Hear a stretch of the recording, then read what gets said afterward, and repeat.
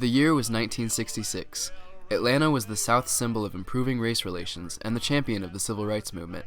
Yet, in the southern city least likely to experience an outbreak of racial violence, a riot broke out in the Summerhill neighborhood south of Atlanta on the afternoon of September 6th.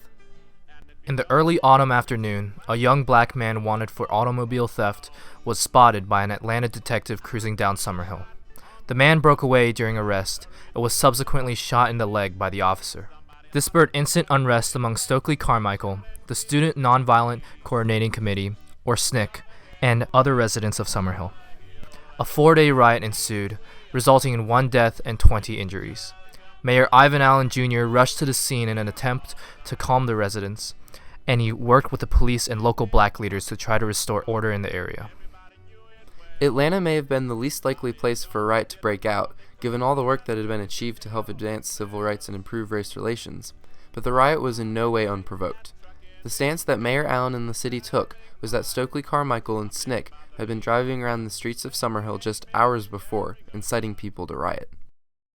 I'm saying that they were there in full force and they agitated the situation that existed there. The blame goes back maybe a couple of 100 years. I don't know that, but the SNCC organization obviously was there, I'm informed, and that they precipitated by the use of a sound truck and other known methods of inciting people the incident that happened there yesterday.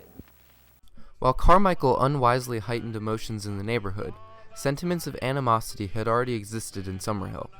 The neighborhood was one of the city's most neglected areas, overlooked when topics of urban renewal had been brought up.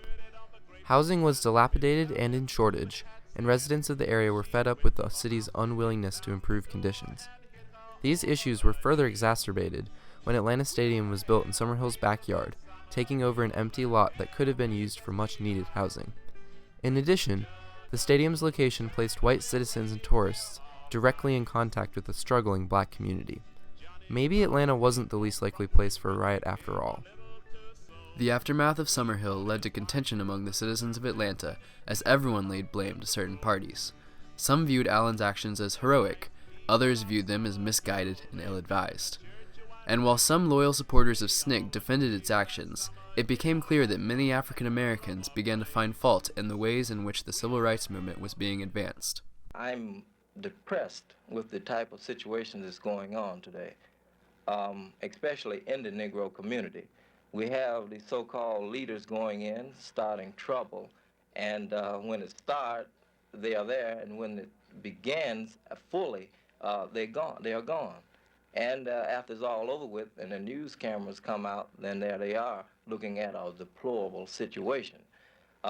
This recent incident that we had last year in Summerville,